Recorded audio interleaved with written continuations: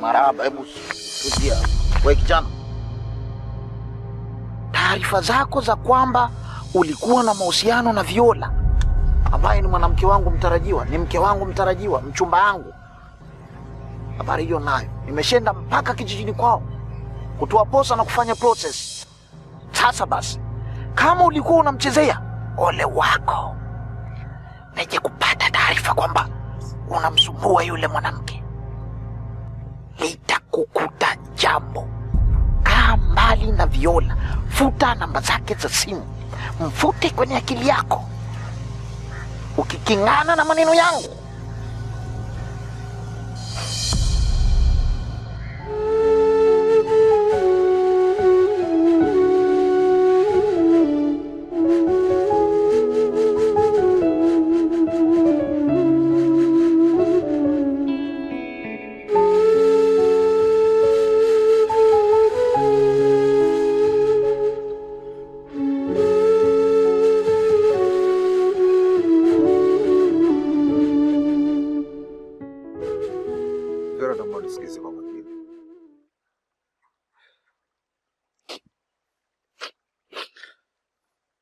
kiukweli Viola nakupenda sana.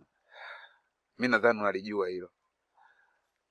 Na unajua ni kwa jinsi gani nahangaika kwa sababu yako. Na ninapitia wakati mgumu sana Viola.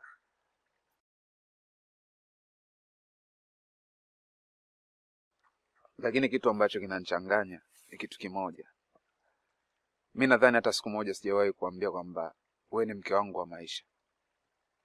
Lakini tofauti na hilo, sijawahi kukuambia kuwa nitakuja nyumbani labda kutolea barua.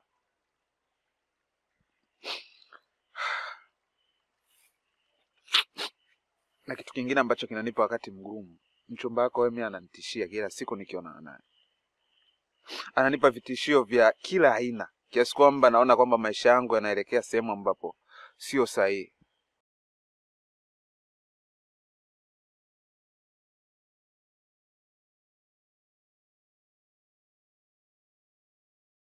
Ukuwa na nia na mimi. Laiti ungekuwa na nia na mimi, ungekusha kuja kwetu kujitambulisha. Au ungekuja kwetu kuleta barua. Lakini hukuweza kufanya hivyo. Lakini mchumba wangu ameweza kufanya hivyo. Leo hii unasema unanipenda? Upendo uko wapi hapo Kamgisha? Upendo uko wapi? Na hilo swala unalosema mpenzi wangu anataka kukuua, huo ni uongo. Kwa kitu gani ulichonacho Kamgisha? Paka mchumba wangu hataki kukuua wewe. Sikia Kamgisha, habari za mchumba wangu hazikuhusu. Tena achana nazo kabisa. Sio, unanielewa? Ina maana uniamini mimi? Uamini kile ninachokuambia Viola? Na mimi nafanya hivi soka na kwamba mimi sikupendi au sipendi uwe mke wangu wa maisha. Nimekwambia yote kwa yote ni kwa sababu ya maisha yangu nilionayo. Sina fedha Viola, unalijua hilo. Familia yangu ni ya maskini ile. Asa kwa unakuwa hivyo Viola. Ila na jambo moja nataka nikwambie. Hii ni kwa sababu ya maisha yangu na maisha yako pia. Naomba kuanzia leo, naomba tuachane. Kila mtu afuate maisha yake. Na hayo ndo maamuzi sahihi kutoka ndani ya moyo wangu. Na soka na kwamba labda nimefanya hivi kwa sababu sikupendi. Nakupenda sana. Kwa ufupi ndio hivyo, mfuate huyo mchumba wako akuoe. Mimi nawe tushaachana. Na kitu gani kinachoendelea? Tushaachana. Sawa. Nakutakia maisha mema.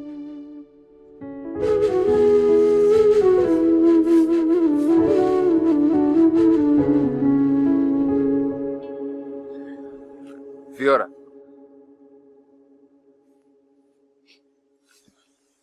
naomba nikupe angalizo. Mchumba wako sio mtu sahihi kwako. Kuwa makini.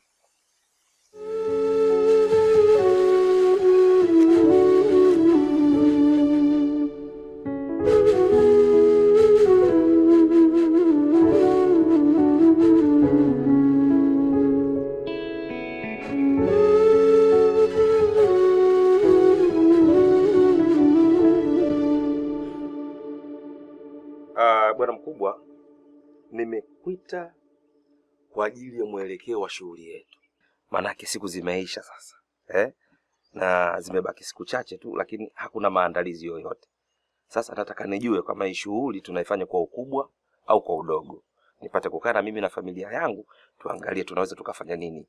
Maandalizi yetu, unajua kwenye ukumbi kishaingia kuna mila, kuna sare, tunachukua tarumbeta gani ili waje kuburudisha pale. Hivyo ni vitu ambavyo mimi navihitaji kutoka kwako, kwa sababu wewe ndo final say. Na shughuli ndo inaenda mwisho sasa hivi. Baba. Kwa mimi, kwa mifano ambayo nimepata bahati ya kuiona kwa macho yangu, kuna shughuli zimefanywa katika hali ya ukubwa, budget ilifika mpaka milioni 90. Shughuli kubwa, watu wamejaa ukumbini. Watu wanashindana kutoa pesa, huyu anatoa landi, huyu mwingine anatoa pesa za mtikash, mwingine anatoa dorali, mwingine anatoa dinari za Uarabuni. Watu wameshindana kutoa mahela pale, vurugu. Mahela yakajaa ukumbini mpaka wakawa haonani, wanafanya kupembua hivi. Mafuriko ya hela.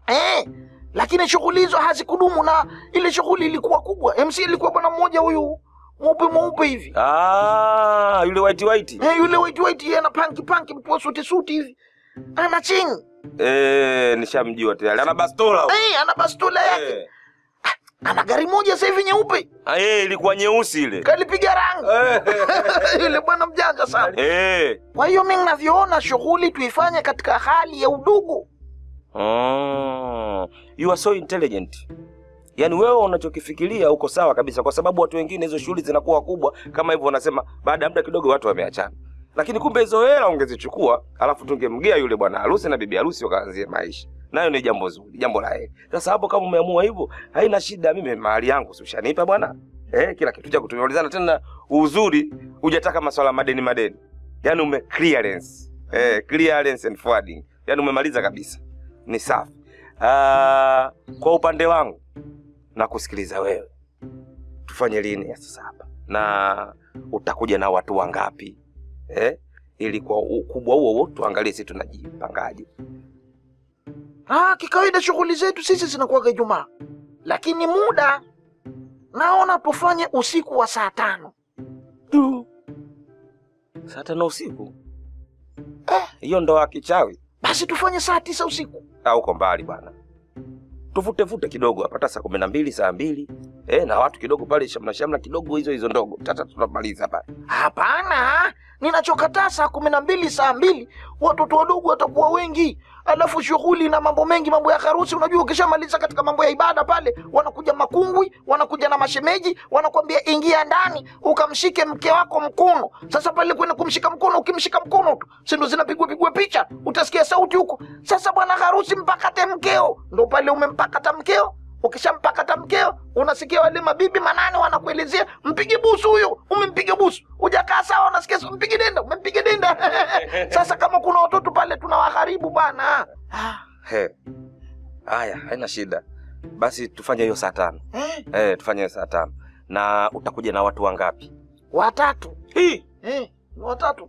Shehi na shahidi, basi na mimi mwenyewe ndo 3. Wapo ubani? Ni ubani 4. Bwana nipika hata ubwabwa kidogo bwana, na kakuku, watu wakija pale mnakula nini? Shughuli gani bwana, ina hata kumbukumbu? Sio shughuli gani mnakuja watu 3? Kumbukumbu si ndo hapo mpige picha na kuja naye katika watu 3. Huyo shahidi huyo ndo mpige picha, ndo kumbukumbu wetu. Sawa. Basi sawa. Haina shida. Mimi nakusikiliza wewe. Basi kuja nijiongeze kidogo. Nitakuja na Noa, maana nilitaka kuja na bodaboda au bajaji. Nitajiongeza, nitakuja na Noa, tutakuja 8. Sawa. Mimi nitegemea hata muwe 10 kidogo. Sawa. 10. Sawa. Haya. Imeisha. Bwana mkwe. Wewe utafurahi, wewe ni mkwe kijana, utafurahi. Sawa, haina shida. Tutaongea mengi. Naamini hatuwezi kuingia katika migogoro. Mwanangu. Tangu ajitambue hajawahi kuwa na mwanaume. Mwana Maria yule? Mariamu wewe. Tafaidi. Kulia doge.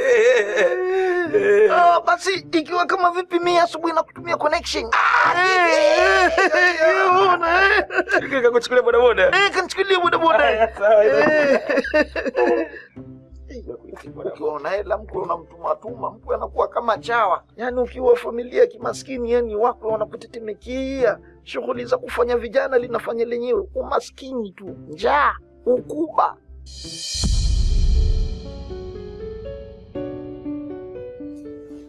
Familia yangu nimewaita kwa ajili ya jambo ambalo liko mbele yetu. Na hii ni kama angalizo kwa sababu tunakwenda katika kitu sio kidogo. Hakuna sherehe ndogo. Sherehe mara zote inakuwaga kubwa. Mwanangu wa Viola unakwenda kuolewa. Ndio maana nimemwita mama yako pamoja na shangazi yako Nyambija. Tunataka tusikilize vizuri sana. Mwanetu unapoenda tunaomba ukatutunzie heshima, nidhamu pamoja na kila ambalo tumekufundisha katika nyumba hii. Usije ukatuangusha. Kwa sababu ukija ukafanya kosa lolote utopolo wako huko, ina maana unatutia aibu sisi na familia nzima. Tumekulea mpaka hapo katika misingi iliyo bora, tunakujua mwanetu. Kwa hiyo huko unakwenda kukutana na watu tofauti tofauti. Kuna majirani, kuna wakwe, kuna mawifi, na watu wengine wote wanaokuzunguka. Na nafikiri umekaa vizuri na mashangazi zako, mama zako wadogo, mama zako wakubwa, wamekufundisha nini maana ya ndoa. Nini maana ya kuishi na mume, kuanzia kumuendo and everything. Siwezi kutaja vitu vingine. Na huyo mume ambaye unakwenda kuishi naye, mimi nimezungumza naye, sawa? Na mara nyingi mimi ni kama mtu wa saikolojia. Nimejaribu kumuona yule mtu ni mtu ambaye anajitambua.